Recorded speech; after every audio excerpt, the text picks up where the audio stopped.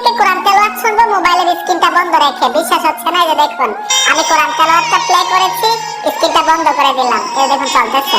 ঠিক এরকম ভাবে শুধু কোরআন তেলাওয়াত না ভাই, গজল শুনতে পারবেন, ওয়াজ শুনতে পারবেন। আমি জানি আপনারা অনেকেই পাগল হয়ে আছেন এই সেটিংসটার জন্য। এই দেখুন স্ক্রিনটা বন্ধ, আমার ইউটিউব চলতেছে। আসেন শিখে আসি কিভাবে মোবাইলের স্ক্রিন বন্ধ রেখে ইউটিউবে গজল শুনবেন, কোরআন তেলাওয়াত শুনবেন এবং ওয়াজ শুনবেন। এর জন্য আপনার মোবাইলে ছোট্ট একটা অ্যাপ্লিকেশন লাগবে। গুগল প্লে স্টোরে চলে আসবেন, সার্চ বক্সে লিখতে হবে ব্ল্যাক স্ক্রিন। এখান থেকে ইনস্টল করে নেবেন। অ্যাপ্লিকেশনটা ইনস্টল করার পরে ওপেনে ট্যাপ দিবেন। ট্যাপ দেওয়ার সাথে সাথে নিচে দেখুন স্টার্ট লেখা আছে, আপনারা স্টার্টে চলে আসবেন। এই দেখুন স্টার্টে ট্যাপ দিলাম। এখান থেকে পারমিশন দিতে হবে, ব্ল্যাক স্ক্রিন যে অ্যাপটা আছে পারমিশন দিয়ে দিবেন।